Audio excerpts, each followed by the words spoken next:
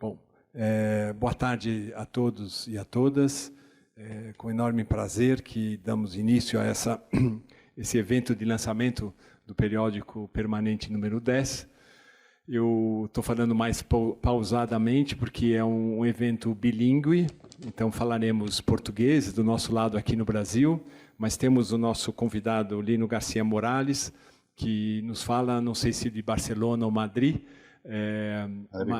Madrid. Então, ele fará a sua participação, enfim, em espanhol e participará desse debate também em espanhol. Então, com isso, eu também agradeço não só Lino Garcia Morales por estar aqui em São Paulo, numa sexta-feira. A diferença de horário é grande, são 5 horas. Então, é um prazer tê-lo aqui com a gente nesse lançamento. Assim como Regina Silveira, que aceitou trazer a sua larga experiência, obviamente como artista, como uma das principais nomes da arte contemporânea brasileira, mas destacando a sua relação com a conservação e o restauro, e eu diria essa sua relação também, Regina, de longa data com as instituições, né? Então, é um evento que congrega esses dois palestrantes, né? E também essa equipe, esse grupo de estudos em conservação de arte contemporânea, liderado pela Isis Baldini, que propôs essa edição número 10 para o nosso periódico permanente. Então, essas boas-vindas vão ser rápidas, mas eu queria dar essa notícia e mostrar para vocês aqui, online e presencialmente, a revista no seu número 10, né, no site. Eu não sei se você pode colocar em tela aqui, Sérgio. Então, essa é a capa. É importante dizer que a revista foi iniciada em 2012, com periodicidade, com uma verba de edital proveniente da Funarte, o que nos possibilitou os 6 primeiros números, mas desde então o Fórum vem fazendo essa produção por conta própria, uma vez que nós sabemos que os últimos anos não têm sido muito favorável para a questão dos editais, do apoio, seja público e privado, para a arte e para a cultura, né? E o número 10, então, quando adentramos aqui, ele tem uma versão de base, que é uma versão em HTML, que é a linguagem padrão da internet, né? Então, esses links nos levam à versão em HTML, que opera toda dentro do site de forma hipertextual. E nessa edição, isso segue o padrão das outras revistas, mas além de também proporcionar uma leitura por PDF de cada contribuição. Então, vocês veem aqui em vermelho, são essas versões PDFs das partes que compõem o todo, e acima aqui tem essa versão integral em PDF, que eu acabei de imprimir. Então, não sei se eu estou aqui, dá para mostrar aqui, Jorge e Sérgio? Estou mostrando. Deu? Então, virou um livro. São quantas páginas mesmo, Isis? São mais de 150 páginas, com essa variedade, mas também com a presença de importantes nomes da conservação de arte contemporânea, não só no Brasil, mas no mundo, né? Eu diria, e Lino é um desses grandes, renomados nomes, mas também até do Extremo Oriente, com a participação de Kunihiko Aizawa, graças a também uma participação de uma das integrantes do grupo, uma vez que ela viajou para o Japão com uma bolsa para seus estudos justamente nessa área da arte contemporânea e conservação e restauro. O que eu diria, assim, só para passar para a Isis, é que não só a revista, o periódico permanente, mas o próprio site do Fórum Permanente, ele tem como base, origem, um questionamento e uma vivência crítica do museu. Então, desde o início do lançamento, em 2003, dessa plataforma híbrida, que virou um grande arquivo, né? Hoje ele talvez seja um dos mais importantes arquivos que faz justamente essa relação entre arte contemporânea, instituições, produtores culturais, os artistas, mas também curadores, os profissionais de diferentes níveis, né? Não níveis, mas de diferentes áreas de conhecimento e de prática que principalmente o museu exige, né? Então, a gente enxerga o museu como uma plataforma multidisciplinar que permite essa atuação de ponta de diferentes pesquisadores. Então, o Fórum nunca teve dúvida que contribuições importantes para a discussão da arte contemporânea e a institucionalidade não só vêm dos curadores, como também vêm dos artistas, dos conservadores, dos educadores, desses que trabalham com a documentação, e por que não em outras áreas que, a princípio, a gente não considera, né? Com a importância que a gente considera geralmente a curadoria.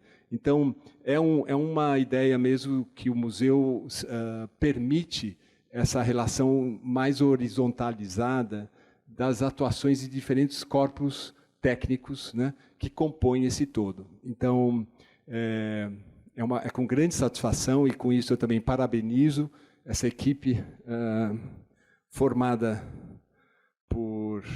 Agora vou precisar de óculos.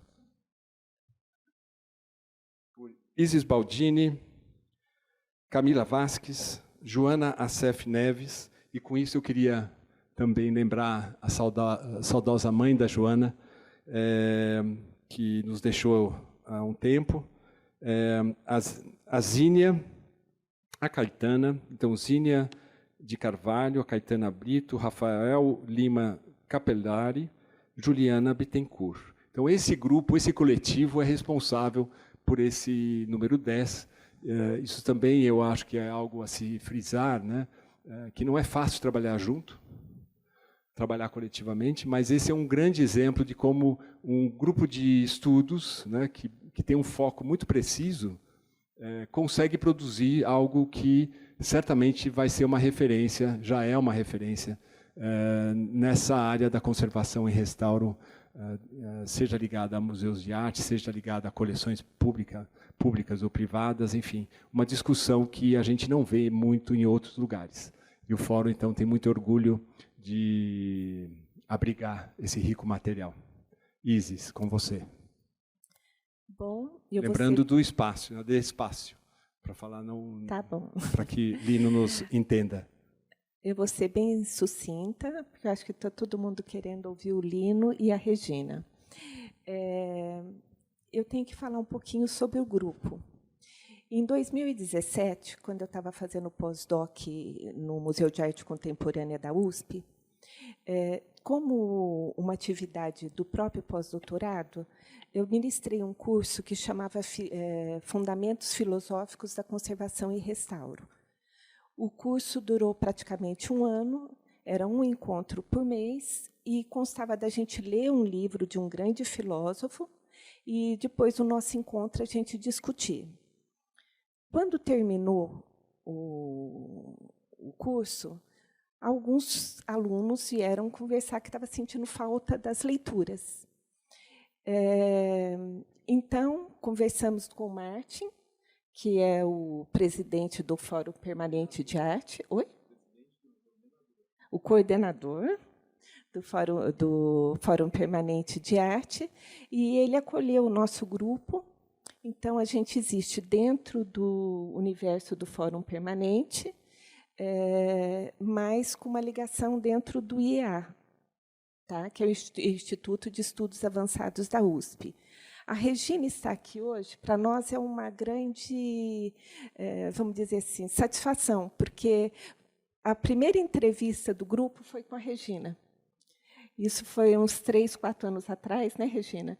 E estávamos todo mundo muito nervosos e estudamos durante semanas, eu diria que meses, o que a gente ia perguntar ou não. E, quando chegamos lá, a Regina tumultuou tudo, nenhuma pergunta acabou saindo, e foi ótima a entrevista.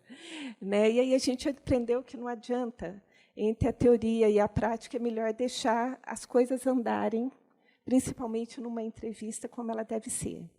Tá? O nosso grupo ele não pauta pela similaridade de pensamentos. Tá? Muito pelo contrário. A gente gosta do pensamento divergente, porque é ele que tira a gente da nossa zona de conforto e faz a gente se desconstruir e construir sobre novas bases. Tá? Então, vocês vão ver isso no própria revista. Tem texto que algumas pessoas podem não gostar, outros podem gostar, mas é uma forma do grupo pensar conservação e restauro. Tá? O periódico permanente número 10, ele começa com a palavra dos curadores. Cada curador, ou seja, cada pesquisador do grupo, escolheu 2 conservadores e restauradores, ou curadores, porque a nossa revista também não acredita que uma voz única dos conservadores possa contribuir de forma significativa para a conservação das obras contemporâneas. Então, a gente escuta também os curadores, cientistas, todo um universo, documentalistas, arquivistas, conservadores, porque a arte contemporânea ela atravessa todos esses universos. Né? Então, nós temos, por exemplo, abrindo, nós temos um Boris Groy, Teixeira Coelho, que são curadores. Né? Depois vem conservadores, que nós temos o Lino, temos o Vinhas, temos a Karen, a Camila, a Joana, que também é curadora. Também, como na curadoria, temos a Priscila Arantes. Então, e na conservação também nós temos um conservador japonês que muito nos contribuiu, que ele é do 20º Museu de Arte Contemporânea do século XXI, que é o Aizaia. É complicado mesmo. Então, Martim, eu acho que eu vou passar a palavra para a Regina, pode ser? A Regina vai falar um pouquinho sobre os restauros, né, Regina? Eu não vou falar sobre restauro. A Regina Silveira, um minutinho, Regina. A Regina Silveira, então, é uma artista multimídia brasileira, é uma das maiores artistas brasileiras, e ela tem obras que vão da Espanha, Estados Unidos, México, Dinamarca, no mundo inteiro. Ela é, para nós, uma grande referência e um grande orgulho também. Bom, muito obrigada pelo convite. E eu estou contente de continuar essa discussão, porque eu estou muito interessada nela faz bastante tempo e tenho participado de reuniões e de publicações, desde que eu possa contribuir com as minhas dúvidas, que é o que eu trago aqui hoje, perguntas que me assaltam desde que eu comecei a usar meios não tradicionais, mas especialmente os meios digitais. Esses trouxeram, na década de 90, uma série de perguntas para as quais eu ainda não tenho resposta. Eu acho que é um trabalho a ser feito e ele é numa situação que é bastante irreversível, eu acho. Então, eu estou interessada nessa reunião também para poder deixar minhas perguntas, tá? Mas não como uma participante do lado do restauro e da preservação, mas do lado da produção. Então, eu quero saber como é o futuro desses trabalhos e como é o futuro do trabalho de artistas da minha geração que me acompanham. Então, eu estou falando na minha entrada numa produção digital, especialmente eu foquei agora nisso, nos anos 90. Nos anos 90, então, eu trouxe umas imagens que podem ajudar a ilustrar as minhas perguntas, mas foi quando eu passei há versões gráficas, multiplicáveis, tá? Com potencialidade de permanência, mas quase todas efêmeras, e que passaram a ocupar superfícies interiores e exteriores de arquitetura, muitas vezes, numa manifestação que a gente pode entender hoje como gráfica expandida. Então, a gravura se expandiu para os meios digitais, está dentro desse longo canal das fantasmagorias e ilusionismos históricos, né? Então, eu trouxe aqui imagens que, para ilustrar, essa imagem claro, é o Roda de Bicicleta de Marcel Duchamp, e ela é uma versão digital, vetorizada, para ser replicada muitas vezes, que o Blanton Museu, em Austin, adquiriu. Ela é uma versão de uma anterior obra que foi pintada à mão, muito maior, no museu, na Bienal de São Paulo de 83, do Walter Zanini. Então, quando o museu comprou essa obra, eu fui lá instalar e já tive grandes perguntas do pessoal da conservação do museu: onde vamos guardar? Digo, no computador. Como vamos transportar? Por e-mail. Então, precisa seguro? Não precisa seguro. A senhora vai vir aqui a cada vez que nós tivermos que montar? Não, eu vou deixar instruções. Então, isso parece que ficou entendido, mas não ficou bem entendido, porque mostraram a obra e depois não mostraram mais, até que uma exposição no México solicitou ao Museu Blanton que emprestasse essa obra para uma exposição que eles estavam montando sobre a história dos ready-mades. Então, o espaço era diferente, o espaço era menor e tinha uma quebra de espaço, uma quebra de parede. Então, o museu não sabia o que fazer e eu tive que instruir o museu. E aí vem a minha primeira pergunta, minha primeira dúvida. O museu emprestou, a obra foi feita, mas esteve em comunicação comigo todo o tempo para eu adaptar os arquivos e ficaram todos satisfeitos. Mas eu fiquei com a dúvida até quando e como eu vou acompanhar isto. Vou deixar isso acontecer a cada vez, daqui 40 anos, quando eu não estiver mais aqui, a obra estiver lá, quem vai cuidar disso? Eu devo fechar um grupo de possibilidades? Bom, essa pergunta até agora não tenho resposta. Essa é a minha primeira pergunta. Agora, passe a outra imagem. Aqui estão já versões similares, que eu mesma solicitei aos museus que tinham as obras para me permitir, para fazer uma exposição no Aldrich Museum, lá nos Estados Unidos, em que a exposição chamava Masterpieces e juntava todas essas obras. Põe a outra também. Mais uma. Então, tem aqui o conjunto de obras que estavam nessa exposição, solicitando permissão para os museus para poder expor cópias de exibição. Outra dúvida que me assaltou desde o começo é em relação às empresas que trabalham executando esses arquivos. Todas elas permanecem com os arquivos nos seus computadores. Essa foi a minha primeira dúvida. Como eu vou restringir e colocar um valor ou comercializar obras que qualquer empresa, de qualquer lugar onde eu fiz trabalhos, da Índia ao Paquistão, não sei, tem nos seus computadores e podem refazer em qualquer momento. Isso me aconteceu no Paquistão, para falar a verdade, com um tapeceiro que ficou com os arquivos e como ele sabia que eu me relacionava, estava lá por causa da embaixada, ele pensava que podia ter um visto para ele e família dele inteira, vir para o Brasil e ficar fazendo exatamente aquele tapete muitas vezes para mim. Então, uma coisa assim, ingênua também, né?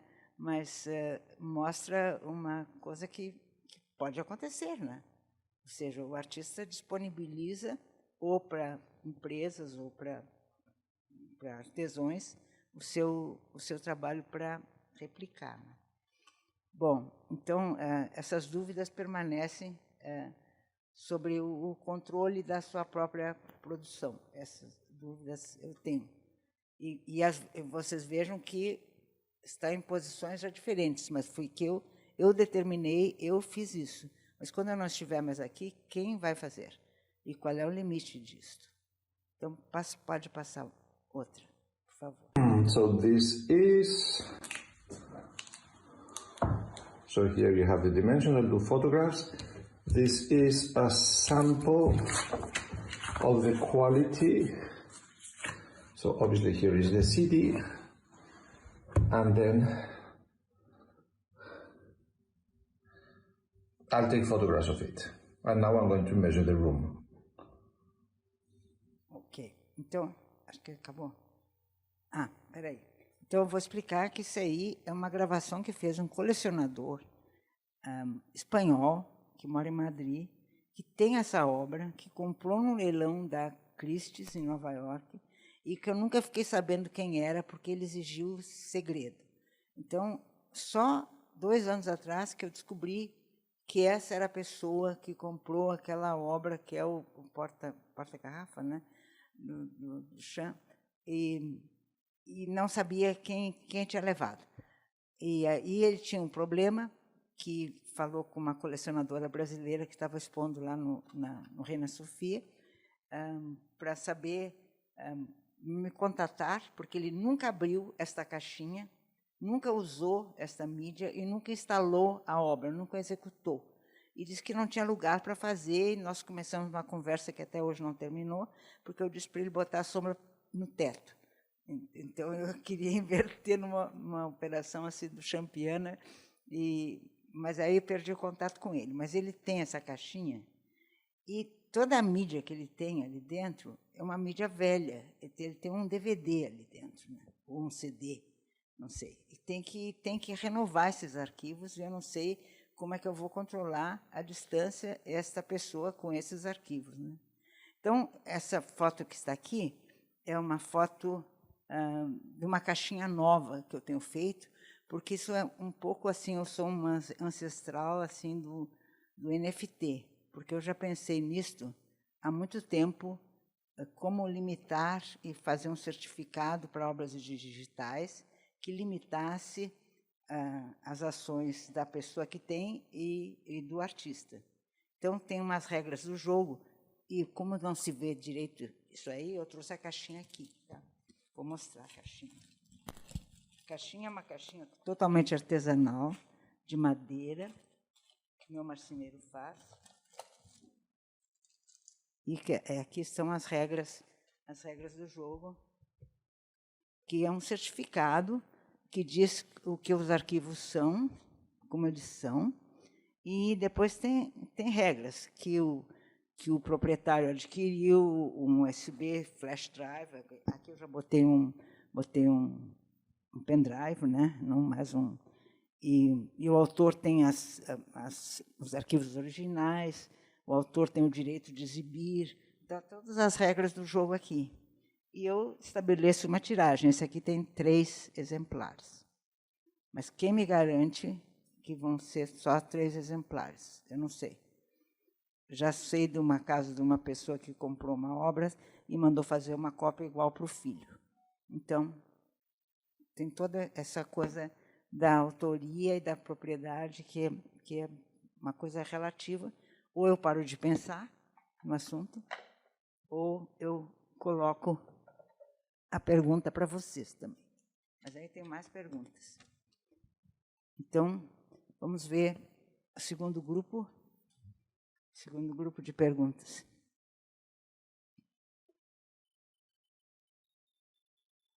Não. eu criei diversos padrões gráficos através dos anos. Esse é um padrão gráfico de pegadas que eu fiz a primeira vez num parque lá em Bruxelas. E aí fui convidada pelo Museu de Houston e fiz essa instalação grande aqui. Aí o Museu de Houston resolveu que queria comprar uma obra, essa obra, mas que eu fizesse uma configuração especial para eles e que fosse prova única. Então, eu fiz, não tenho a foto aqui, fiz uma configuração. E eles mostraram numa exposição. Ao mesmo tempo, me sobraram algumas pegadas nos papéis que eu dei ao Marcelo Araújo, na Pinacoteca, com o tempo que eu estava trabalhando lá, no conselho, eu dei de presente de aniversário. Aí o Marcelo, em vez de botar na casa dele, resolveu, vamos pôr na Pinacoteca. Então, colocou as pegadas na Pinacoteca, e aí isso virou uma obra da Pinacoteca. Então, pode passar outra. Foi colocada na Pinacoteca Estação, e lá revestia um lugar que foi depois completamente destruído. Foi destruído e não existe mais. Então, agora me pediram uma nova configuração que ficou muito semelhante à do Museu de Houston. E eu não acho que eu deva me restringir, ou devo me restringir, ter a liberdade de não fazer parecido. Mas é uma coisa acumulativa, assim, tonal. Mostra da Pinacoteca agora. Por favor, a outra. Esteve lá quando essas duas paredes, né? Está bem parecido com o que o Museu de Houston fez. Então, essa obra existe, mas não é uma prova única, e ela existe por aí. Tá? Então, eu não sei se eu estou correta ou não estou correta. Essa é uma dúvida também. Agora passamos para outra. O Museu de Taipei, essa cidade de Taiwan, não, perdão, ao contrário, né?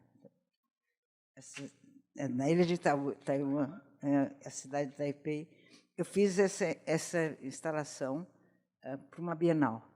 Isso foi anterior até o que eu fiz no Museu de Houston. E aí eu resolvi doar para o museu, com base na confiança de que as obras digitais têm uma potencialidade de duração, que resolvi doar aquela janela lá. Então, recebi de volta um presente do prefeito, um quadrinho que me agradecia, que está registrado na coleção permanente. Eu não sei se um dia eles farão novamente isso aí, mas eu confio que essa é uma tecnologia básica, simples, de corte de vinil, poderão refazer, né? Mas não sei quando também, mas então é um museu, outro museu que tem uma obra com potencialidade de existir novamente.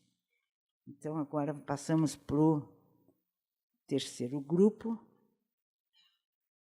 e é o último que eu vou falar, as perguntas, que é uma obra, que é aquela escada lá, que agora pertence ao museu em Miami, que é um recorte, a que está no Museu de Miami é um recorte de laminado de madeira pintado à mão, com régua, todo pincelzinho fino. Mas depois eu fiz uma versão, aqui é uma versão digital, que foi recentemente mostrada numa exposição em Buenos Aires, na Fundação Proa, num conjunto de uma coletiva que focava o labirinto, diversos tipos de labirinto, né? Mas essa obra foi transformada pelo Itaú Cultural aí foi feita em colaboração com o departamento de mídias lá, foi transformada numa obra interativa digital, animada. Então, essa obra foi feita em 1990 ou 99, e está precariamente realizada agora face aos novos avanços na precisão, na digitalização. Então, o Itaú me pediu para colaborar no sentido de renovar os arquivos. Estamos nesse processo agora, e eu queria mostrar para vocês uma prova que a gente fez na semana passada e que mostra um pouco o futuro. O futuro, eu vou mostrar, então, pode mostrar um vídeo. Tem aí 2 testes feitos em paralelo, postos juntos, da escada animada. A esquerda é com projetores, como ela existe, como sempre existiu. E a direita está sobre painéis de LED. Então, de longe, a gente vê a diferença, né, pode pisar no painel de LED, não projeta sombra, projeta com o projetor, e tem muito mais... Pode pôr a outra também. E tem muito mais... uma gráfica muito mais vital. Só que, então, à direita está o futuro, à esquerda é a contingência que o Itaú vai enfrentar, porque ele tem um programa de levar as obras, sei lá, para o Ceará ou para Pará, e quer viajar com a sua coleção de arte e tecnologia pelo país. Então, tem que construir essa caixa de madeira mesmo, colocar esses projetores, enquanto que as telas de LED são ainda muito caras e o aluguel muito difícil de transportar. Claro que não adianta também o Itaú ter as telas de LED, porque elas vão se modificar. Em 5 anos, elas vão ser mais baratas e vão ser mais viáveis. Então, o que o artista, como eu, enfrenta, porque aceita esses desafios da tecnologia, é quem é que vai cuidar. Eu agradeço que o Itaú esteja cuidando, mas eu não tenho certeza de que todas as pessoas que têm obras digitais vão saber cuidar, né? Como vai ser, quem vai controlar, e quem vai controlar, sobretudo, esse derrame assim, que existe nos computadores de todo mundo, sabe? Para poder viabilizar um limite, sabe? A cópia única acabou, de alguma maneira, e a permanência também virou potencialidade, assim, e depende de muitas vontades. Então, eu fiquei trazendo aqui os problemas de preservação no sentido não material, assim, mas como o que está mudando, né? O que vai mudar para sempre, né? Então, não sei. Agora, eu fiz só para concluir, eu fiz uma obra no ano passado, no Museu da Imagem do Som, que era interativa, tinha uma trilha sonora, e eram uns insetos que respondiam os gigantes que respondiam ao trânsito das crianças em cima. Agora estou interessada e aceitei o desafio de colocar a inteligência artificial a decidir qual é o tipo de narrativa, desde que eu inclua, junto com os insetos, os predadores, que também estão no meu trabalho, né? Os crocodilos, os sapos, as serpentes, Então, ele vai decidir.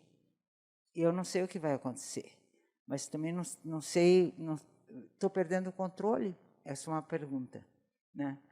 Porque eu não sou uma especialista em nada disso e eu me associo a quem viabiliza essa possibilidade.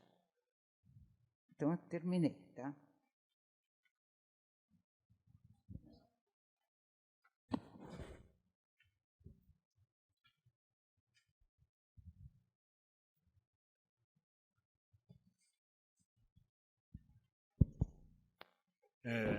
Eu sugiro que a gente passe a palavra para o Lino, né, para que as perguntas sejam feitas em conjunto com após a fala dele, mas eu só queria lembrar aqueles que nos assistem online que o Instituto de Estudos Avançados tem um e-mail para aqueles que gostariam de colocar questões para os palestrantes, né, enfim, para essa discussão que nós estamos hoje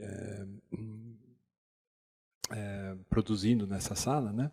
E o e-mail é iearesponde@usp.br. Isis, então passo para você fazer a apresentação, a introdução. Tá. Eu vou fazer uma apresentação bem rápida, porque a biografia de cada um está no site, tá? Mas o professor Lino Garcia Morales, ele é pesquisador e professor da Universidade Politécnica de Madrid. Ele formulou a teoria da conservação evolutiva e publicou um livro com o mesmo título. E ele trabalha com restauração de novas mídias. Tá? Agora eu deixo com o professor. Tá? Passo a palavra para o profesor Lino. Obrigado. Bueno, primero quería pedirles disculpas porque no pueda dar la charla en portugués. Espero que algún día pueda.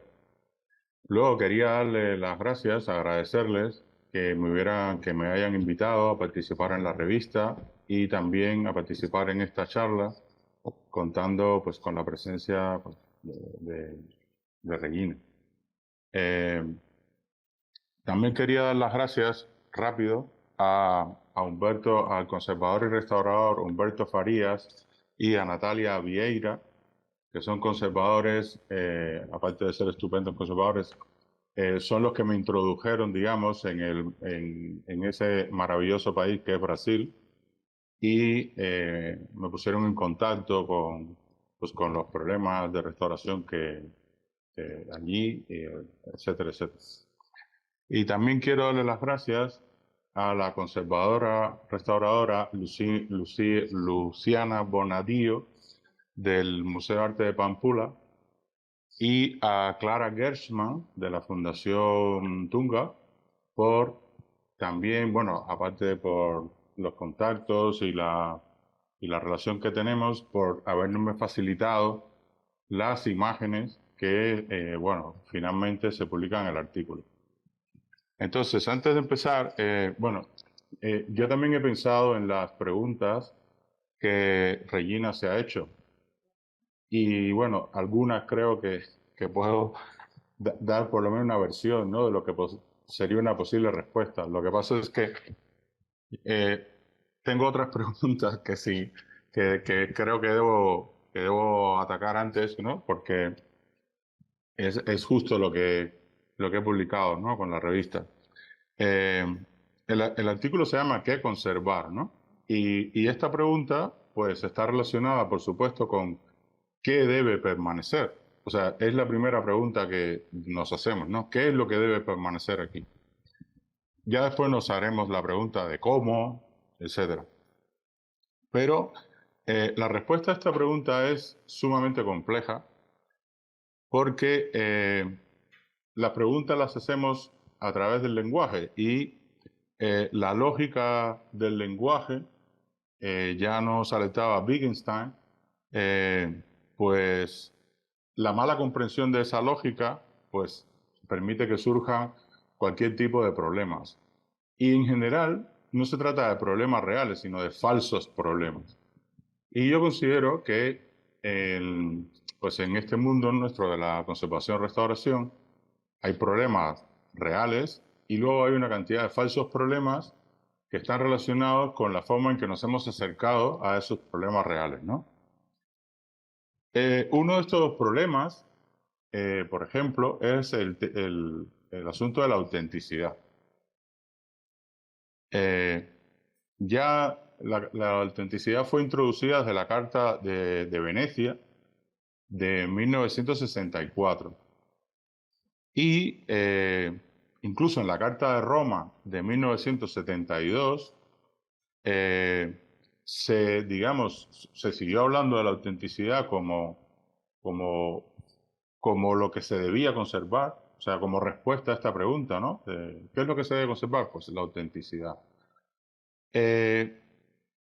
Y fijaros que aquí la Carta de Roma del 72 en realidad es derivada de una serie de teorías y de trabajos previos que había hecho Cesare Brandi.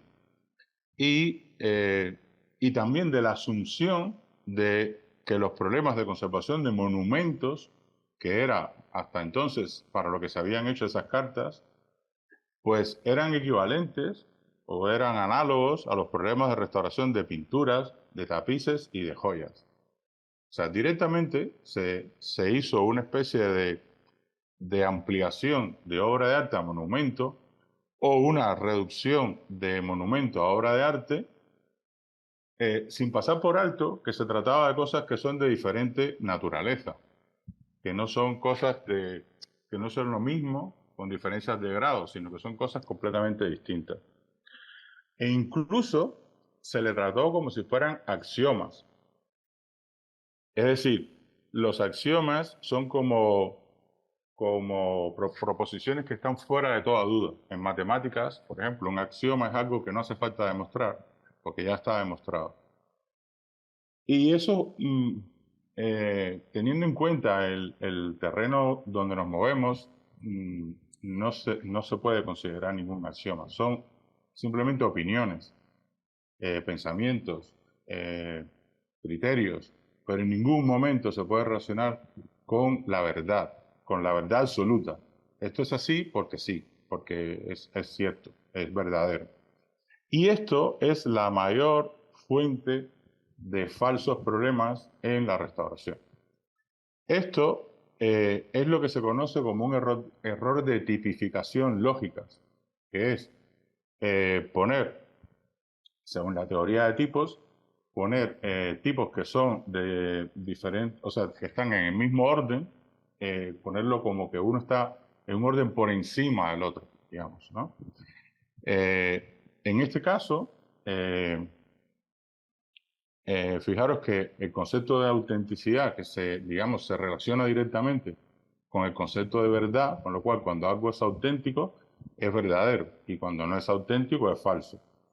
Pero, ¿qué cosa es la autenticidad en general? Bueno, el término está relacionado con ser genuino, original, legítimo, fiel a lo que es y representa. Cuando se relaciona con la verdad, se le relaciona con el origen, con la historia y con el contexto. A través de las cartas de restauración o las cartas de restauro, se puede ver cómo el mismo concepto de autenticidad va sufriendo como una especie de actualización continua. Digamos que se va adaptando para poder intentar abarcar problemas que no estaban contemplados como monumentos, que es para lo que en realidad se habían hecho esas cartas, ¿no? Y esto trajo más problemas, porque es como estirar el lenguaje o retorcerlo para adaptarlo a algo que en realidad se trata de otra cosa, de diferente, ¿no?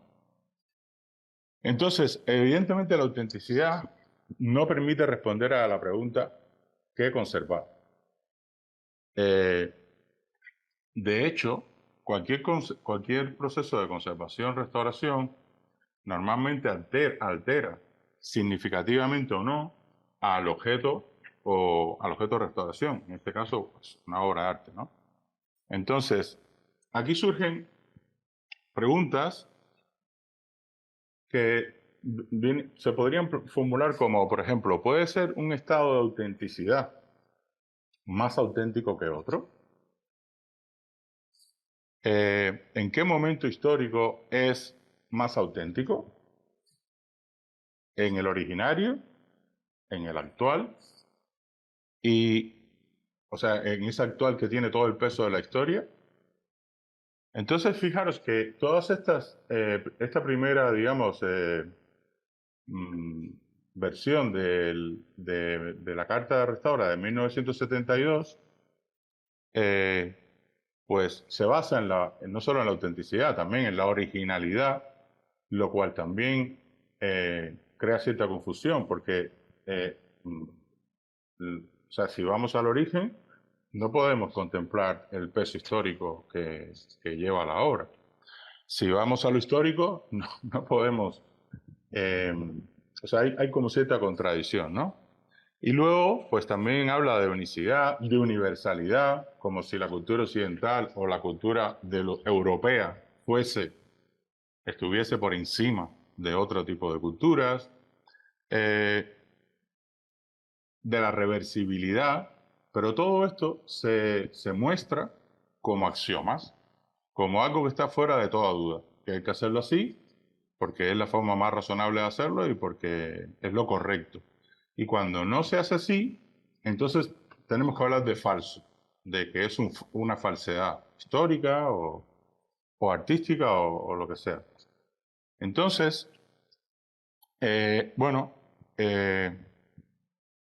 parte de esa determinación de tal estado de autenticidad, o sea, porque en definitiva el conservador restaurador, cuando se enfrenta a la conservación-restauración de una obra, tiene que elegir un estado final, un estado deseado de dónde va a quedar la obra, ¿no? Bueno, pues a eso que se le ha llamado hasta entonces el estado de autenticidad, es parte de la respuesta a qué conservar, porque se supone que ese estado pues es el mejor estado.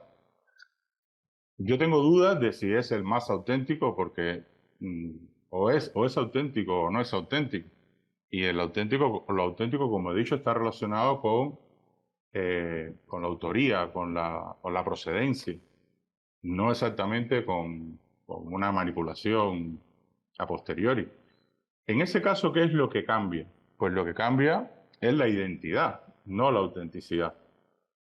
En el caso de las imágenes de los ángeles torcheros, que en realidad son 5 imágenes, me parece, de estudios estratigráficos que me proveyó Luciana Boadío, se ve clarísimamente, por ejemplo, cómo algo sigue siendo auténtico cuando en realidad ha cambiado en apariencia a lo largo de la historia. A la hora de enfrentar una restauración de esa obra, pues habría que hacerse esa pregunta: ¿a cuál de estos estados o a otro llevo la obra, ¿no? Pero la idea no es que siga siendo auténtica, porque nadie ha suplantado la autenticidad de esa obra. O sea, nadie pretende decir, bueno, pues esto lo he hecho yo. No, esa obra se considera así, funciona así, y nadie se ha planteado que es una falsedad. Sino, o sea, ¿cuál es el estado? En realidad, la respuesta normalmente es el estado en el que mejor se transmita al futuro. Es decir, el estado con más capacidad de evolucionar, que nos ofrezca menos problemas en el futuro, ¿no? Pero no está claro. O sea, sigue siendo una pregunta que tenemos que hacernos siempre y que la respuesta no puede ser ni científica ni objetiva. Hay una parte que es, por ejemplo, hay una parte que podría ser bastante objetiva, pero siempre hay una parte que es subjetiva. Bueno, pues yo creo o intersubjetiva. O sea, cuando, digamos, hay cierto acuerdo entre diferentes investigadores o un campo, que normalmente nunca hay unanimidad. O sea, siempre alguien piensa diferente, ¿no? Entonces, ¿qué es la identidad en realidad? Pues la identidad es justo la esencia o el carácter distintivo que hace que una cosa sea reconocible y única. O sea, que sea una cosa en concreto, y no sea otra cosa. Y de hecho, cuando se restaura, que se altera la obra, digamos que esas alteraciones tienen que ser cambios de grado, no de naturaleza o de orden. No se puede convertir en otra cosa, tienen que mantener un cierto orden de determinadas propiedades definitorias y concomitantes que estén relacionadas con las características de esa obra. Entonces, en realidad, lo que sí podemos hacer es distorsionar la identidad, pero no la autenticidad. Entonces, Bueno, de hecho, en alguna carta, que ahora no tengo anotado aquí, digamos que se enfoca ya en, bueno, no se puede hablar solo de autenticidad, también hay que hablar de identidad, ¿no? Y entonces, pues efectivamente, son conceptos que son complementarios, que son de existencia lógica recíproca, pero expresan ideas diferentes. Fijaros que el problema de la autenticidad es un problema de identificación y de atribución, mientras que los problemas de identidad son problemas ontológicos, ¿vale? La siguiente pregunta podría ser, pero ¿a qué identidad nos referimos? Entonces, esto es algo más complejo, porque pensemos, por ejemplo, que cuando percibimos las cosas, para nombrarlo con un término bastante generalista, aunque no es muy preciso, nos hacemos una imagen, digamos, de la imagen real, digamos, que está fuera del sujeto, ¿no? O sea, lo que llamamos objetos está fuera del sujeto, y ese objeto, digamos, se hace como una especie de copia, ¿no?, virtual en nuestro cerebro. Se puede decir que hay más en la cosa, en eso que está fuera del sujeto, que en lo que está en el sujeto. Fijaros, por ejemplo, imaginemos que estamos viendo un cilindro. Bueno, depende de cómo lo veamos, lo que podemos percibir es un rectángulo, o es un círculo, o es un cilindro. Es decir, fuera del objeto hay más que lo que, digamos, queda en la representación de esa cosa en el sujeto. Pero no puede ser de distinta naturaleza. Tiene que ser de la misma naturaleza. Y por esa razón, digamos, tiene cierta justificación la objetividad de ver qué es lo que porta ese objeto, qué es lo que porta esa cosa, ¿no? Entonces, bueno, esa imagen que he mencionado, que hay una imagen real fuera del sujeto, o sea, en el objeto, y una imagen dentro del sujeto, digamos, que en realidad es una sola imagen. Digamos que puede ser una imagen dual, una imagen ensamblaje, una imagen mixta, pero es una sola imagen. Lo que ocurre es que el enfoque, digamos, que deberíamos tener en cuenta entre ambas cosas es ligeramente diferente. Por un lado, en la cosa en sí, en el objeto en sí, podemos pensar, por ejemplo, en que la idea de identidad está relacionada con la idea de unicidad y de finalidad, y que todas esas ideas están interconectadas. Por ejemplo, cuando un artista produce una obra, tiene una finalidad simbólica, la que sea. O sea, tiene un propósito,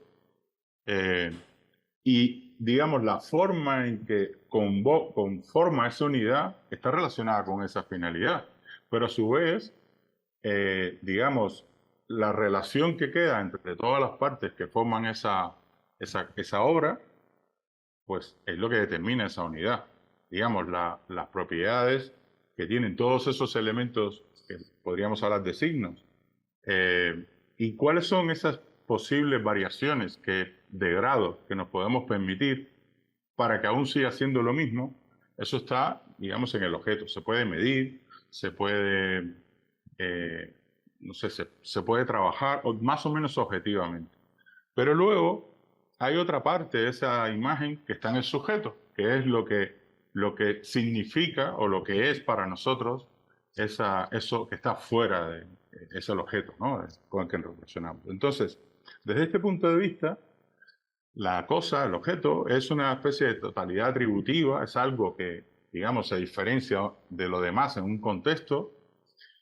Esto tiene relación también con una de las preguntas que se hacía Regina, ¿no?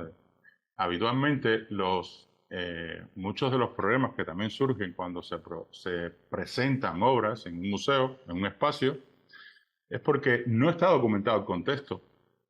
Entonces, si solo está documentada la obra, cuando se introduce en un contexto X, puede ser que no funcione, que el artista diga, pues aquí no me parece que es correcto la forma en que está presentada, ¿no?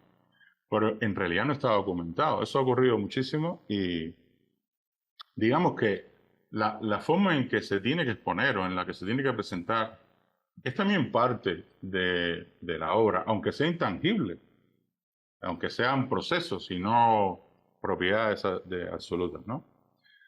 Y luego la representación puede verse como una especie de totalidad distributiva, simbólicas, en la cual el sujeto, en su capacidad de, digamos, de interpretación, pone en contexto esa obra respecto a otras obras. Por ejemplo, respecto a otras obras del mismo autor, de diferentes autores, pero de determinada tendencia, etcétera, etcétera. O sea, las pone en contexto en la historia del arte, en definitiva, ¿no?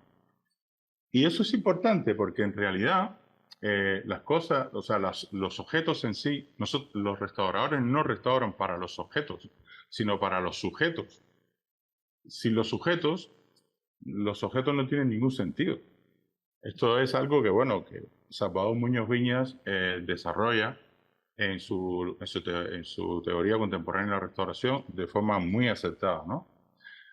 Entonces, siguiendo este análisis, pues digamos, la cosa, esa totalidad está formada por signos, pero incluso se pueden dividir en dos, y sobre todo es importante dividirlo en dos respecto a las obras de nuevos medios. Lo que actúa como soporte y lo que actúa como imagen. Y fijaros que lo que actúa como soporte está en función de la imagen. O sea, en realidad no nos interesa que cambie de aspecto. Lo que nos interesa es la imagen. Lo que conservamos es la imagen, es la identidad de la imagen. Y por otro lado, ese objeto es lo que es real o virtual, también puede ser virtual. Bueno, esa relación simbólica debe ser sostenible en el tiempo, debemos cuidar eso. Y en el sujeto pues está, digamos, lo que creemos que siempre es imaginario, virtual, y que está relacionado con la intersubjetividad o la significatividad. O sea, las cosas, digamos, adquieren determinada importancia o determinados valores, llamémoslo así, en los sujetos, y que hay que considerarlos también.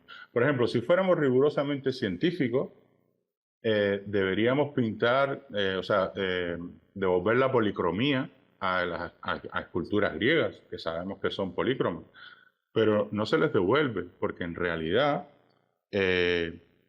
digamos, esa significatividad para los sujetos no está en que sean polícromas, sino, o por ejemplo, devolverle los brazos a la Venus de Milo, cosas de ese estilo jamás se harían, ¿no?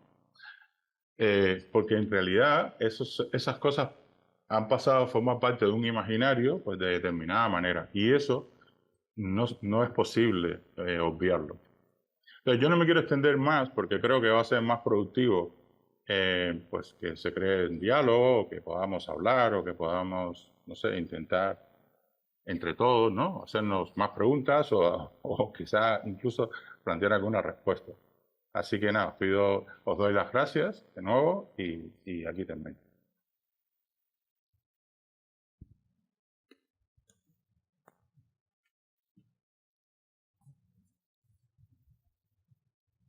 Obrigada, Lino. Obrigada, Regina.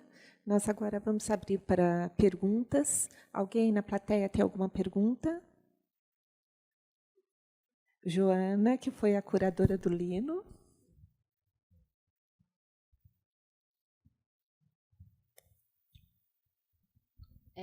Olá, boa tarde a todos.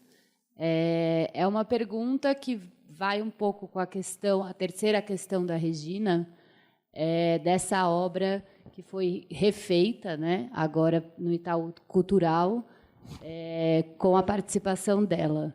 Eu queria que o Lino também, que fala bastante de obras digitais, também pudesse dar opinião, que pensando na conservação e na restauração tradicional, que a gente pensa na materialidade do que é a obra inicial, né, o que o Itaú adquiriu e o que ela está se transformando.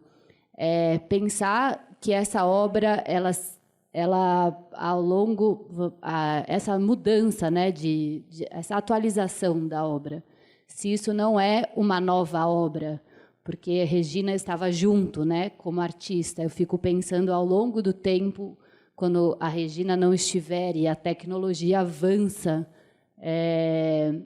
como vai ser essa obra? Ela não vai ser reproduzida? Ela vai ficar parada, estacionada, porque não vai ter artista junto? Como é que vai ser a preservação, né, de uma obra como essa, que depende da tecnologia? A ver, la tecnología... Perdão. ¿Sí? Não, por favor. Pode responder, Lino. La tecnología tiene un problema que es la obsolescencia tecnológica. Pero ese problema, en realidad, podemos tomarlo como algo beneficioso, porque las tecnologías siempre van a ser más potentes, más pequeñas, incluso más bonitas, si queréis. Y digamos que van a poder resolver, o sea, van a estar por encima de las tecnologías anteriores. Entonces, cualquier conservación de una obra de nuevos medios está obligada a remediarse en unas nuevas tecnologías que todavía no sabemos cuáles son las que son, ¿no? Entonces, ¿qué es lo que hay que conservar aquí? Pues a mí me parece que si tenemos claro cuál es la identidad, o sea, qué es lo que es la obra, qué es lo que significa. Por ejemplo, en la obra que mostraba Regina, que la pasaron a LED y se veía diferente, me parece que fue la última, ¿no? Bueno, en esa obra, por ejemplo, claro, es que, fijaros, una cosa que voy a decir es que yo puedo hacer que esa tecnología se comporte, incluso como analógica, si quisiera. Al revés no se puede. O sea, no se puede hacer que una tecnología analógica se comporte como si fuera digital, pero sí se puede hacer al revés. Se puede tratar la imagen para que cuando se proyecte se vea exactamente como se tiene que ver. Que en este caso sería como se veía antes, con esas transparencias o con esas luces. Entonces, eso es lo que hay que documentar. O sea, ¿cómo quiero que sea esa transparencia? ¿Cómo quiero que sea la relación con el espacio? ¿Cómo quiero que... Quiero hablar. O sea, no la tecnología, porque la tecnología va a cambiar, sino cómo es la imagen. Yo puedo hablar. Yo no estoy interesada en la transparencia y ni en la sombra que proyectan las personas, sino en el significado que quise dar a esa obra, que es el significado del percurso, que es una metáfora de la vida. Es una obra gráfica cerrada, no tiene nada que sufrir ninguna alteración en sus componentes. Estou falando espanhol. Espera aí, mas não importa.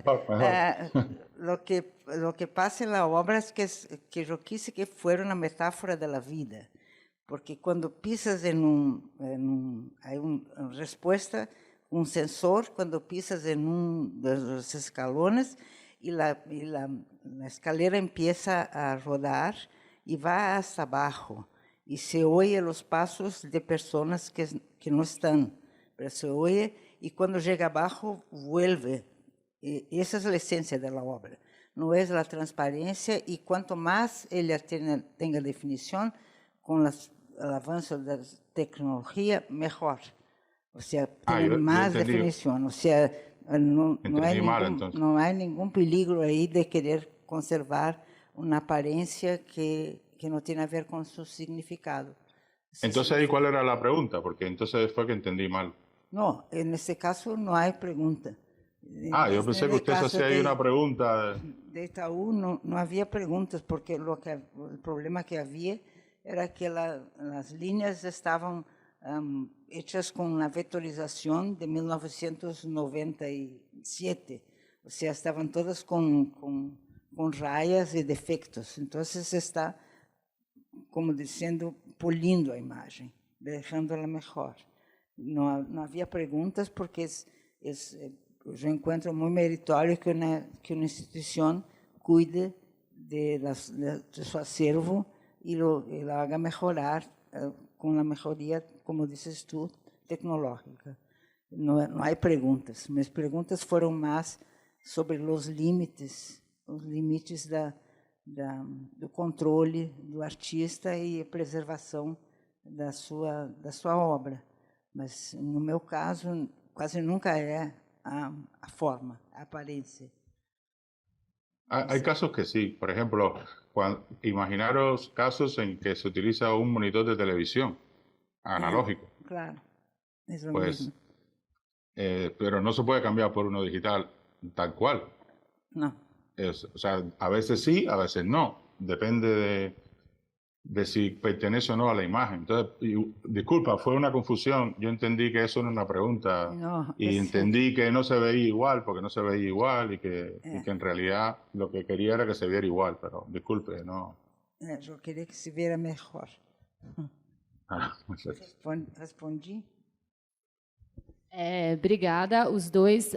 Na verdade, eu estava pensando aqui essa questão do Vinhas, né, que a gente restaura para o sujeito e não para o objeto. E a questão que a sua obra faz sentido quando ela vai se adequando aos sujeitos da época. Então, por exemplo, eu imagino um jovem hoje, com toda essa... o que você diz do subjetivo da obra, qual é a intenção da obra. Um jovem vendo o que foi feito na década de 90 não tivesse essa sensação do que ele estaria vendo com essa projeção em LED e tendo essa sensação melhorada, né, com a tecnologia. Então, a obra se transformou. Mas aí eu coloco ao lado da instituição, se isso não está escrito e documentado, que a ideia é essa, às vezes ela fica estacionada. Então, a pessoa responsável pela conservação e preservação pensa na questão material e não na questão da assimilação, da sensação e de qual é a ideia da obra, que isso tem que estar muito bem documentado. Porque agora você está aqui ajudando o Itaú Cultural, mas daqui 50 anos, se não estiver documentado, não saberemos como isso vai ser. Mas por isso eu acho importante o artista sempre fazer um depoimento e deixar um registro da sua intencionalidade e do seu trabalho. O Itaú já tem isso, já foi feito em paralelo. Essa obra já foi muito mostrada, já tem mais de 20 anos, né? E eu gosto de me encarregar disso. Obrigada. Então, eu só queria ainda botar mais lenha no fogo, porque o que o Lino falou, ele disse de documentar o contexto, não é? E falou de imaginário também. A Joana repetiu essa relação que o que importa talvez mais é o sujeito e menos a obra, mas para o artista, e a sua resposta, a sua conversa com o Lino, deixa muito claro que a obra é central também, né? Só que o que eu entendo é que essas transformações da tecnologia não permitem que nós sejamos ortodoxos na decisão. Eu me lembrei agora, por exemplo, uma exposição que Teixeira Coelho e eu curamos, o Estratégias para Deslumbrar, tinha o Bill Viola. E era um filme de uma piscina, enfim. E na decisão do artista era que era necessário preservar todo o equipamento e a própria mídia, né? Só que isso traz um problema enorme, né? Como a gente vê com as novas tecnologias, elas têm mudado ainda mais, o tempo cada vez mais reduzido dessas mudanças de formatos, né? Então, eu entendo que a documentação é fundamental e isso exige uma mudança de prática institucional, não? Acho que sim. Querer que o artista participe no sentido de registrar a sua intencionalidade com aquela obra. Pelo menos isso tem que ser preservado no futuro, né? Então, eu tenho uma experiência que eu não contei e que agora conto. O Museu de Denver ficou... Estava uma temperatura muito gelada e não pôde colocar uma parte do trabalho na fachada. E depois guardou esta parte. Mudou a direção, um outro diretor encontrou aquele resto depositado e resolveu compor uma outra obra com aquilo. Então, quando eu descobri, fiquei muito preocupada, mas é uma coisa que pode acontecer. de muitas maneiras, né? Então, tem que preservar, eu não sei que tipo de regras que tem que criar, ou se tem que destruir, se destruir os arquivos, eu não sei o que... Eu não tenho resposta. Não sei.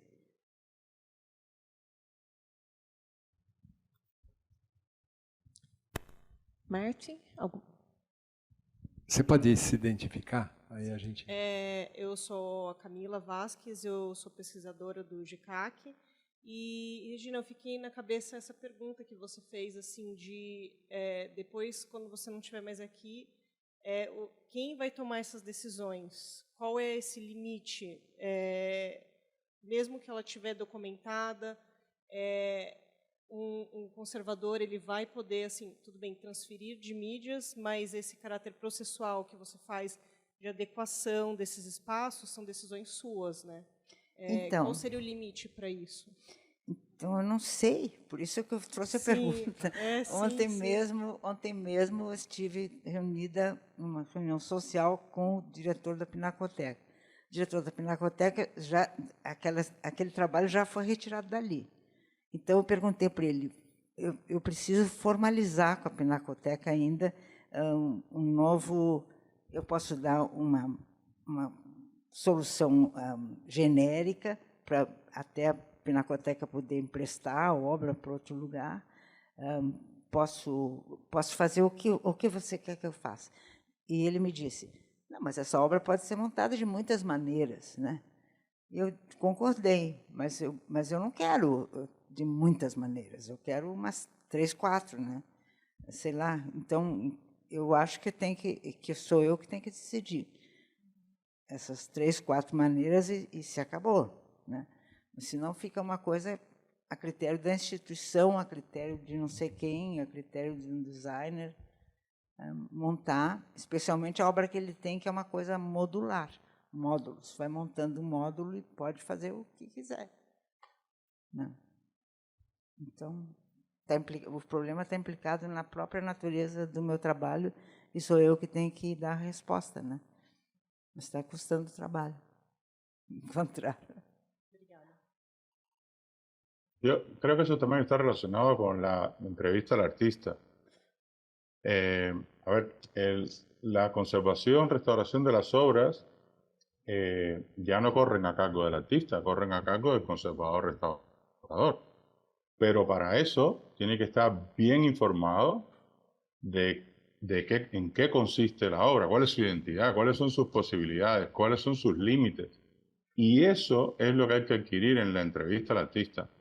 Lo que hacía ese curador, por ejemplo, o bueno, no sé, la persona que decide cosas que el artista no ha decidido, no es correcto.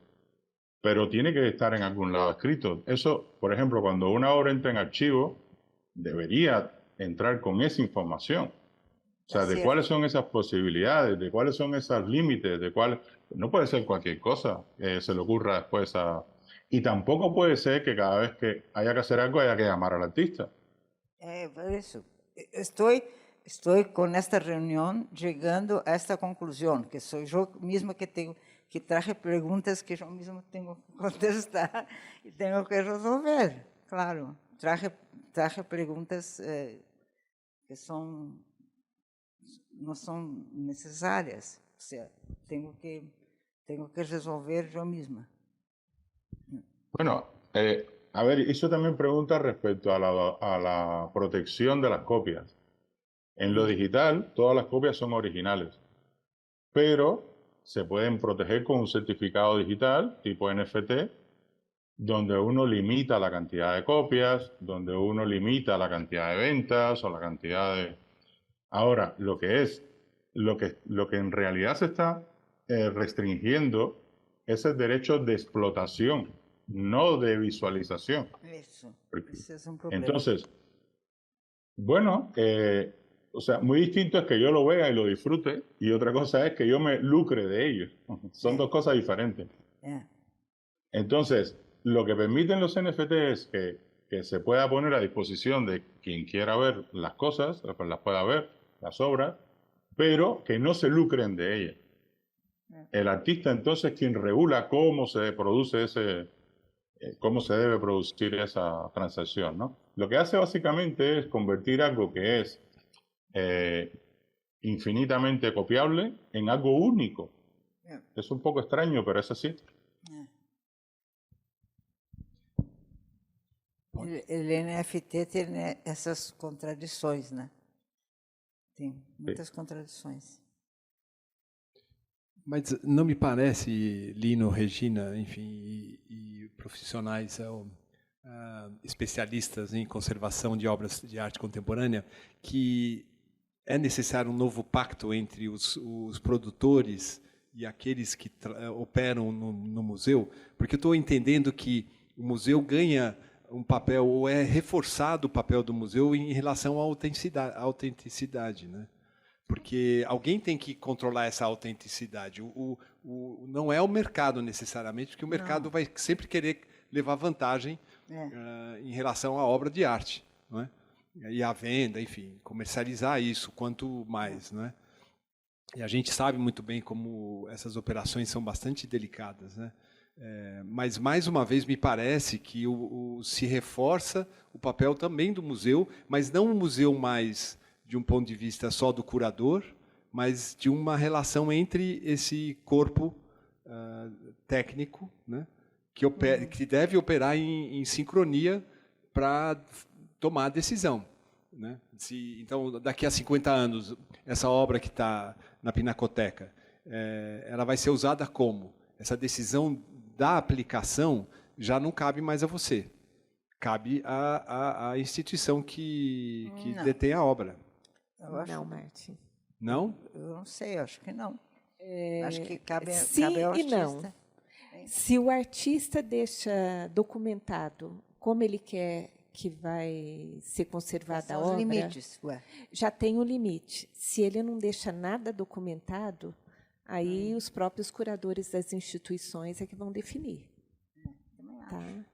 Curadores mais conservadores, enfim, aqueles responsáveis pela permanência, né, pela conservação da obra, né? Sim, mas num trabalho conjunto, a palavra do curador pesa um pouco mais, porque ele detém a gente detém o direito sobre os materiais, quando você não tem nenhuma indicação do artista.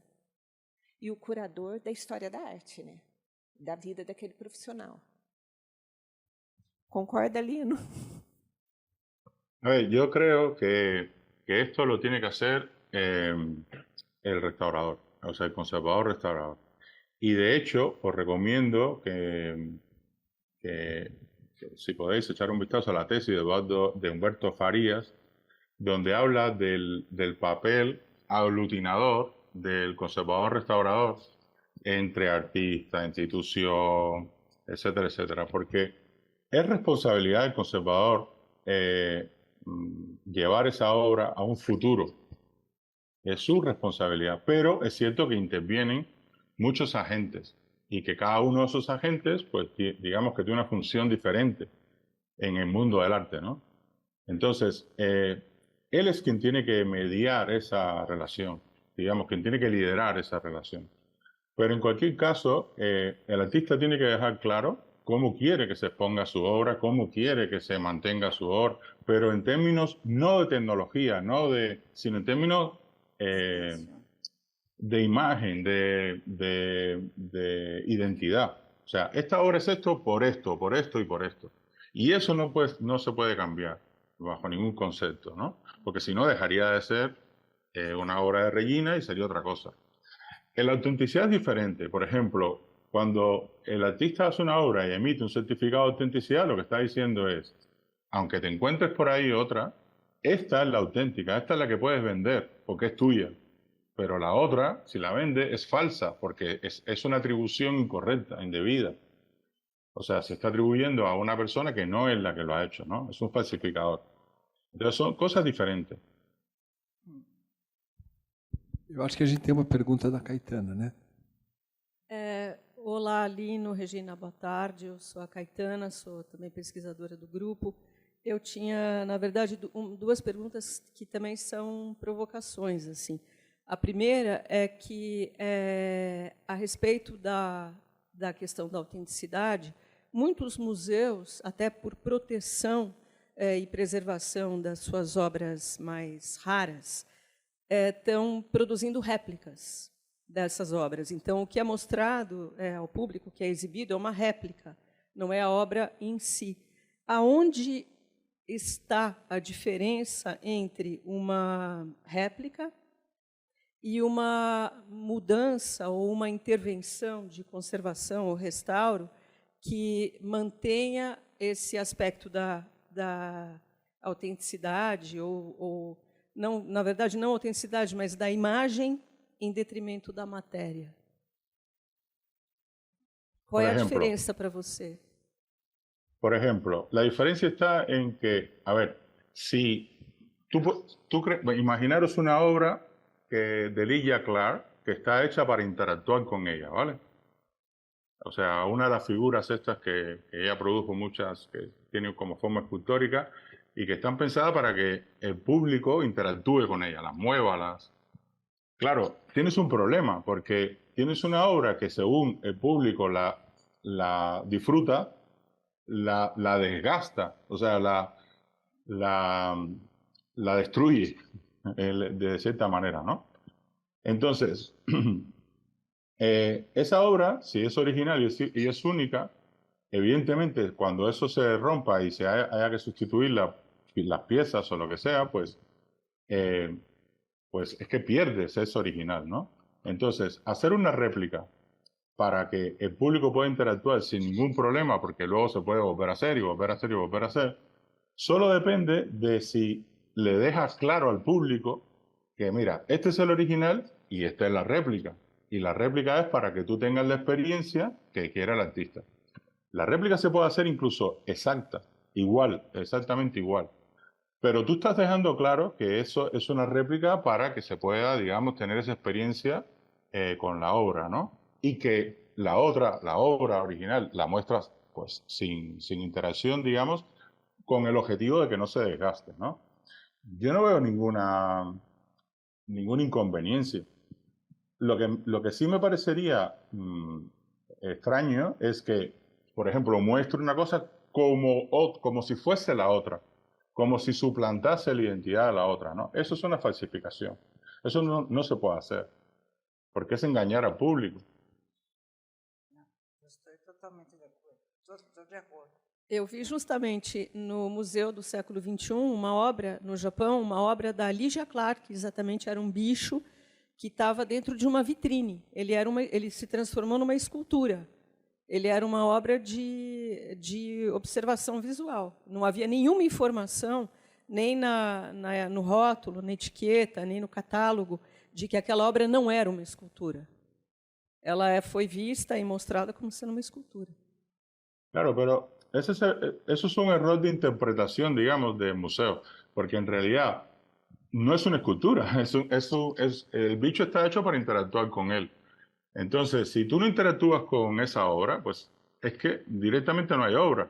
Por ejemplo, si tú tienes una obra en vídeo, pero resulta que la televisión analógica se ha roto y no se puede mostrar, yo no puedo poner la televisión con la pantalla en negro y decir que es la misma obra, porque no es nada.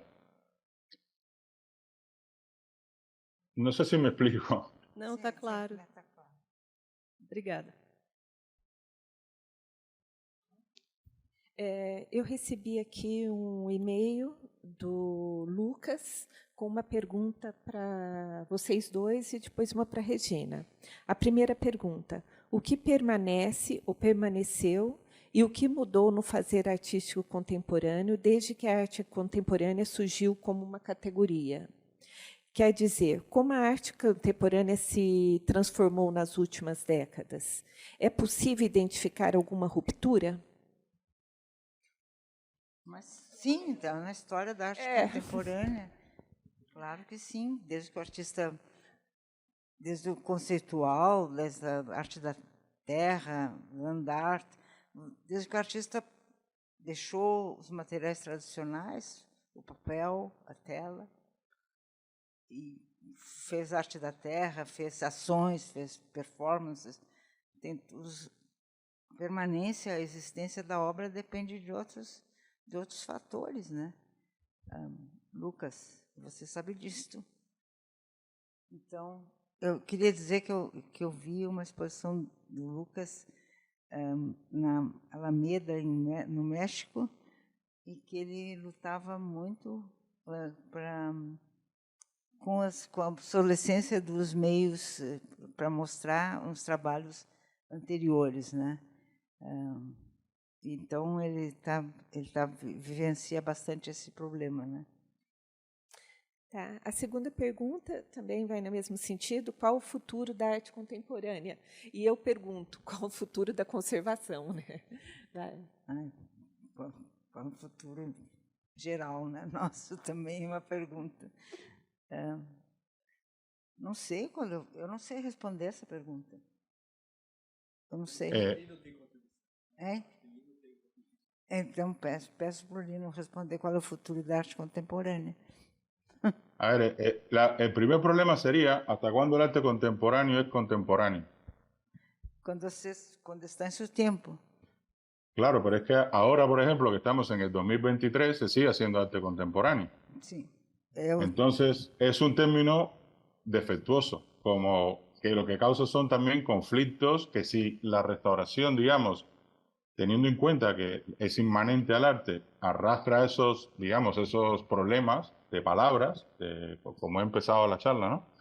Pues evidentemente adquiere problemas. Yo creo que la forma en que lo ha planteado Regina es absolutamente adecuada y perfecta. Y es que el arte contemporáneo es otros medios. De hecho, en el arte contemporáneo se mezclan medios, se entrecruzan, o sea, no son los medios tradicionales de la pintura, la escultura, el dibujo, el grabado, que son medios estancos, que tienen poca o ninguna interacción entre ellos. En el arte contemporáneo hay mucha interacción entre los medios, o sea, digamos que las cosas son más fluidas, no son tan sólidas, ¿no? Si lo vemos como medio de producción, como medio de expresión, como medio en realidad pues entonces, ¿cuál es el futuro? Muy sencillo, la remediación. El mundo es analógico, pero no vamos a volver a la tecnología analógica. ¿Por qué? Porque la tecnología digital es más barata, es más económica, es mejor, en fin, no vamos a volver al mundo analógico. Entonces, ¿cuál es la única solución que tienen los viejos medios, llamémosles, ¿no? O los intermedios? La remediación. ¿Y en qué consiste la remediación? Pues en producir un soporte digital que, digamos, mantenga la imagen. Lo que no se puede alterar es la imagen, porque es la superficie mediática la que interactúa con el sujeto. Es donde está eso que quiere transmitir el artista, eso que hizo el artista, ¿no? O sea, que sea un ordenador o que sea otro, es que da lo mismo. No es eso o sea, es eso como soporte. Ojo, en algún caso no, porque si está a la vista o si es parte de la imagen, no. Pero lo que hay que conservar es, pues, eso que con lo que interactuamos, con lo que percibimos, ¿no? Entonces, la remediación es el futuro, no hay otro. Não se pode pensar o arte contemporânea como num período do século XX, como se chamava. A arte contemporânea é a arte do presente, e será do futuro, não sei, paralela ao seu tempo. É assim que eu entendo a arte contemporânea. Pode ser melhor, pode ser pior, pode ser mais avançada, pode não ser, mas essa é a arte contemporânea que temos agora. Assim que eu penso. Posso fazer um complemento que eu acho que é interessante, pensando na fala sua, Lino, que você, no final, você fala muito do contexto, né? E trouxe essa discussão também para o imaginário daquele que vê, né?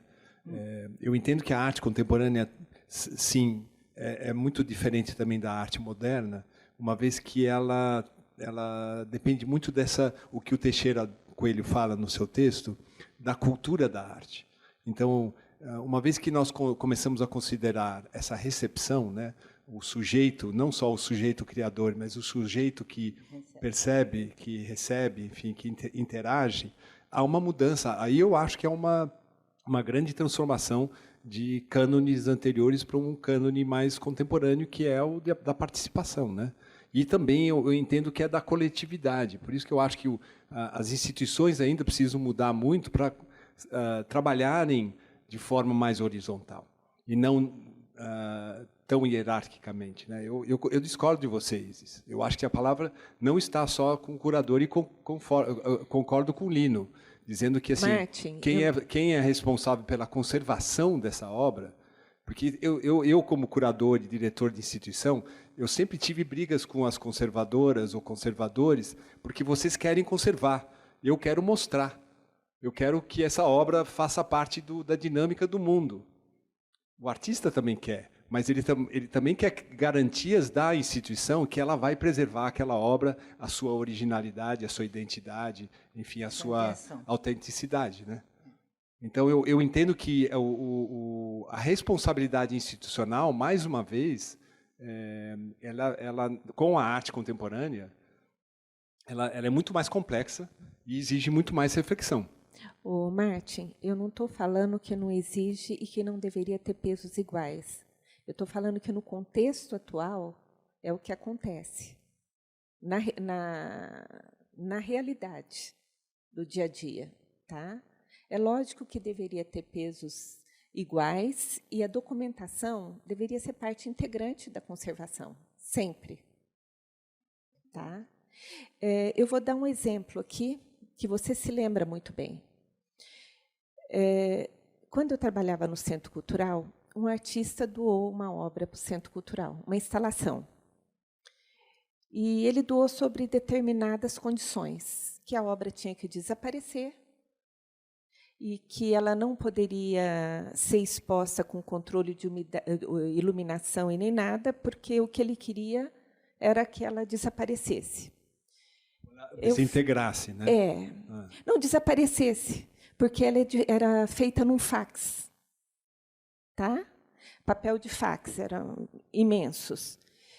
E eu fiz uma entrevista com ele foi claríssimo, e isso foi passado para documentação e tudo mais. Tá? Ele faleceu, a obra é exposta com controle de iluminação, a obra, eles fazem de tudo para que a obra não desapareça, porque ela passou a ter um valor financeiro muito grande com a morte dele. Ou seja, tudo aquilo que ele queria não foi respeitado. E eu acho isso um erro, porque não é porque a obra vai desaparecer que ela vai deixar de existir. Tá certo. Né? Então, só para colocar que tem outros interesses numa instituição, né? Que, infelizmente, em alguns casos, a opinião do artista é protelada por causa desses outros interesses. Né? Hay obras que son procesuales, o sea, que, digamos, tienen un inicio y un fin, ¿no? Bueno, sin ir más lejos, cualquier performance es procesual, o sea, desaparece, ¿no? Pero se puede repetir. Se puede grabar. Por ejemplo, se puede grabar. Bueno, si se graba, se documenta, y lo que se documenta no es exactamente lo que ha ocurrido, sino una especie de visión, ¿no? Pero se puede repetir. Por ejemplo, hay obras, voy a poner un ejemplo, Puppy, el perro de Jeff Koons del Guggenheim. Puppy es un perro enorme, bueno, ya lo conocen todos, que cambia todas las flores 2 veces al año. O sea, su identidad cambia, pero es que está hecho así. O sea, digamos, la obra, digamos, surge y desaparece, pues 2 veces al año. ¿Hay algún problema? No. ¿Por qué? Porque el artista, pues, así lo quiere. Ahora, es una contradicción que un artista quiera que su obra desaparezca y que la adquiera un museo o que la adquiera un archivo. Porque, en realidad, lo que quiere el archivo es que esa obra no desaparezca. Y, básicamente, por ejemplo, para Boris Groys, se trata de que no se vuelva a hacer. Básicamente que no se repita. O sea, Malevich decía, los culos gordos de Rubens hay que quemarlos. Y Boris Groys dice, bueno, pero si no es que alguien lo va a volver a hacer. Eso es un poco parte del archivo, que no se repita, que pueda seguir esa continuidad de cómo se insertan las obras en el contexto del arte, ¿no? Entonces, cuando un artista dice, yo quiero que esto desaparezca y ya está, lo más que se puede hacer es documentarlo, pero ¿es lo más adecuado? Pues probablemente no. Probablemente se puede hacer que se repita. Y que cada versión como se repite en las sinfonías, o sea, digamos, convertir algo autógrafo en algo halógrafo. Pero claro, el artista tiene que estar de acuerdo. O Dinilson. Oi? O Dinilson. Martin? Alguma pergunta, Martin? Não, eu entendo que talvez seja interessante a gente encerrar com essas contradições, né? Mas que exigem o debate, esse tipo de encontro, né? Porque não pode ficar na mão de uma pessoa, né? Quer dizer, quando a obra do Odilson foi aceita, as condições que ele colocou foram aceitas também. E elas estão carregadas, como o Lino falou, de contradições. Né? Como que você faz uma doação de uma obra que está desaparecendo, ela vai desaparecer. Mas o Dinilson gostava disso. Inclusive, ele determinou, Martin, que as bobinas de fax, depois que desaparecessem a imagem, fossem jogadas fora e a lápide que tinha na instalação fosse colocada sobre o túmulo dele. O túmulo é da família, a família não deixa colocar a lápide e o museu não deixa a obra desaparecer. Então, bom, assim deve estar adorando isso. Assim convivemos com as contradições, né? Tá bom. Regina, suas perguntas foram respondidas? Não, eu me respondi a mim mesmo também, que eu fiquei mais esclarecida sobre aquilo que se espera de mim. Então, vou tomar essas providências para limitar essas dúvidas que eu tenho. Não são vocês que vão me responder, sou eu mesmo que tenho que fazer. Mais uma vez. Bom. Eu não sei se talvez tem alguma última pergunta, alguma colocação que vocês gostariam. Shaheen, olha lá. Bom, boa tarde, eu sou daqui da cátedra também, sou pós-doutoranda, meu nome é Charine. Eu queria saber sobre legislação, porque eu acho que a lei de direitos autorais que a gente tem não atende mais há muito tempo, né? Essas novas questões que vão surgindo. Essa é a minha pergunta. Não sei nada sobre isso. No entendí la pregunta. Você não quer repetir com um pouquinho mais de espaço? Não, a minha pergunta é sobre a legislação. A respeito dos direitos autorais, porque eu acho que a legislação que a gente tem hoje já não atende mais a essas questões, né, das obras digitais e outras que vêm surgindo. Bueno, la legislación en España no contempla las obras de nuevos medios. Fijaros que según la legislación en España, cuando un museo adquiere una obra, automáticamente pasa a ser bien de interés cultural. Y cuando pasa a ser bien de interés cultural, el museo tiene que conservar lo que adquiere. Si adquiere una obra digital, pero lo adquiere impreso, no puede conservar el archivo, sino el impreso. Y es porque las leyes se tienen que actualizar y se tienen que poner al día. De hecho, es un poco la constatación de lo que Brandi decía, de bueno, esto es lo mismo que, o sea, una obra de arte es lo mismo que un monumento. Bueno, pues como el monumento tiene condición de bien de interés cultural, cuando adquiere una obra pasa a ser bien de interés cultural, o sea, un patrimonio mueble. Entonces, no está contemplado la conservación de los nuevos medios, no está contemplado la conservación de la inmaterialidad. Y los nuevos medios, por naturaleza, son inmateriales. La imagen que vemos, la imagen que vimos proyectada esas son imágenes inmateriales. Si no hay energía, si no hay luz, no hay imagen. No está en la materialidad, no está inscrita en la materia. Entonces, la legislación se tiene que poner al día.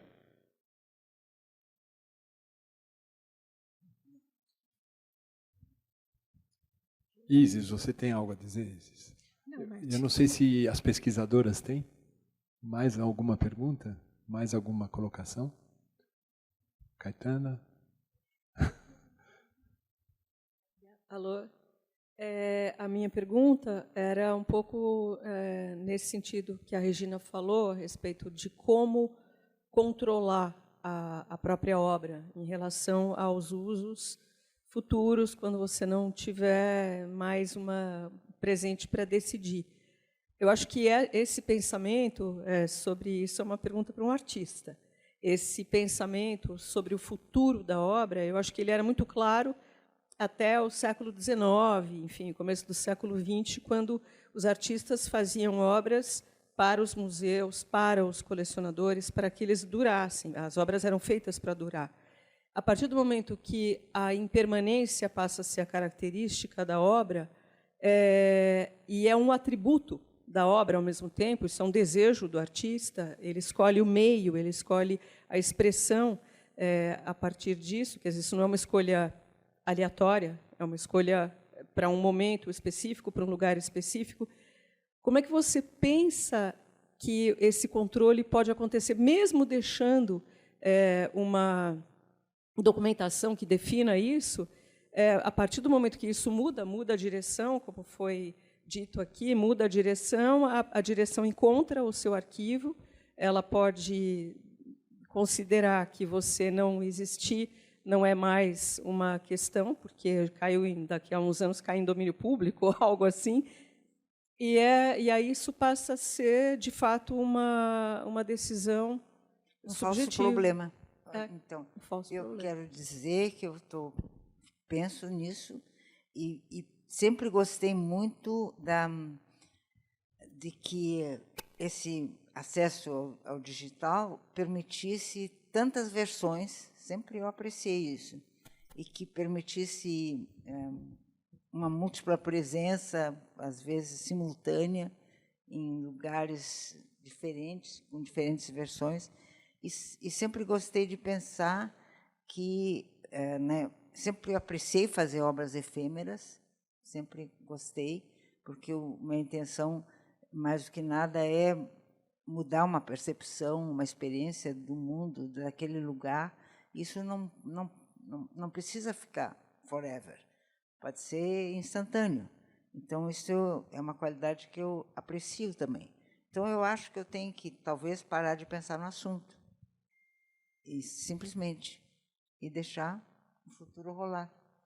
Né? Pode ser? Você não vai parar de pensar sobre isso. Não sei. Não sei responder, mas eu tenho essa ambivalência. Tá? Eu gosto, achei que foi uma vantagem muito grande poder ter acesso a essa virtualidade, essa possibilidade de transformação. São coisas que eu aprecio no trabalho que eu faço. E estou sempre aberta a essa possibilidade.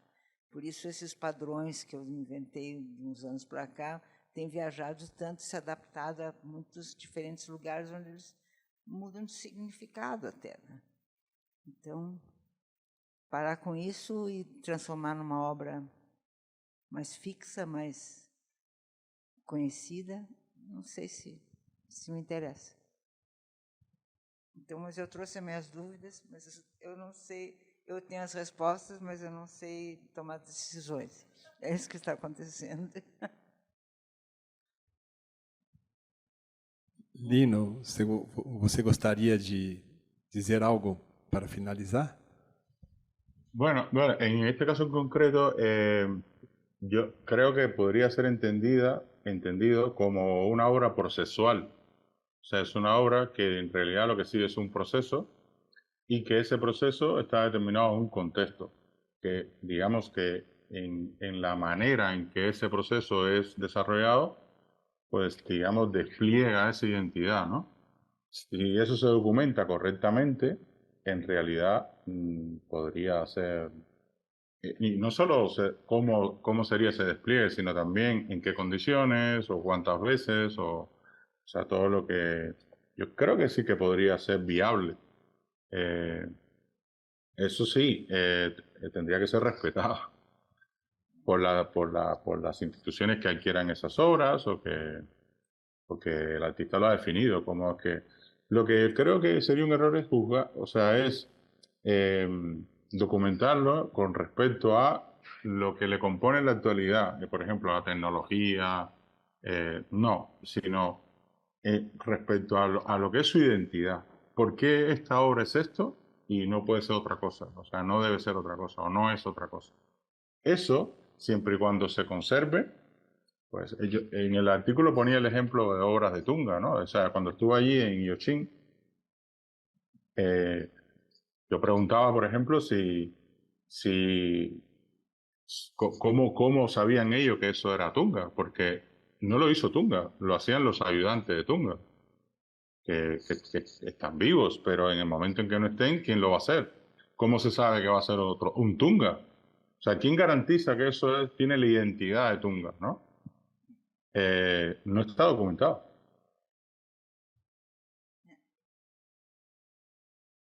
No está documentado. O sea, yo, por ejemplo, yo le decía a la conservadora de ahí de Iochín, que me disculpe, que no me acuerdo su nombre, le preguntaba, bueno, pues si yo cojo estos materiales y los coloco más o menos, ¿se podría decir que es un Tunga? Dice, no. ¿Y por qué esto sí? Si no está documentado. Bueno, porque ellos conocían el modo de trabajo. En realidad, lo que ellos conocen es la identidad de los objetos, de cómo los producía. Lo que igual no ha sido plasmado en forma de documento, en una forma lógica, abstracta. Y lo conocen simplemente porque trabajaban con él y sabían cómo él lo hacía, ¿no? Pero se trata de eso, de documentar cómo Tunga desarrollaba esos procesos, ¿no? Para poder garantizar que obras que se montan y se desmontan, pues sigan conservando esa esencia.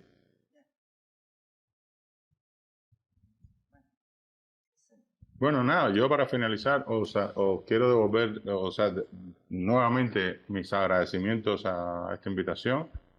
Ha sido genial estar aquí con vosotros y bueno, también reiteraros que estoy a vuestra disposición para lo que necesitéis o para lo que corresponde.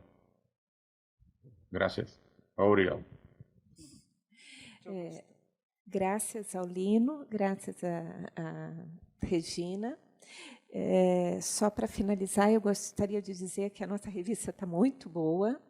Ela não é uma revista, Lino, é quase um livro. Está com 168 páginas e já está disponível no site. Tá? Então, ela tem os artigos separados no site e também a revista completa. E para acessar, entrando no Fórum Permanente e digitando a revista número 10. Tá? Muito obrigado, o Lino está com um artigo muito bom, que é o que conservar. Tá? E obrigado, Lino, por ter escrito para nós também e por participar desse evento. Tá? Eu só queria, mais uma vez, em nome do IA, do Fórum Permanente, também, né, agradecer a presença, mais uma vez, do Lino, que nos fala desde Madrid, e Regina, que esteve com a gente desde o começo, né, Lina, Regina, com a entrevista inicial que você deu ao grupo. Né? O que eu vejo muito interessante é que da pertinência de um debate desse num Instituto de Estudos Avançados, porque a gente está falando não só do presente, mas a gente está colocando questões, né, para o futuro. Regina, você começou a sua fala com isso, Lino reforçou com algumas perguntas também, mas com pontuações muito importantes, e eu entendo que a complexidade continua reinando, né?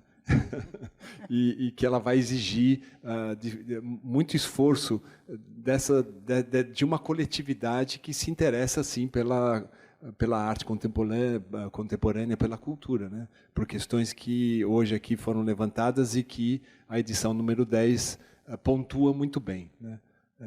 E espero que vocês que nos assistiram à distância também usufruíram tanto como nós aqui nesse espaço desse encontro, e nos colocamos à disposição para perguntas e, enfim, está aí. Foi lançada, está na vida a revista. Parabéns. Obrigada.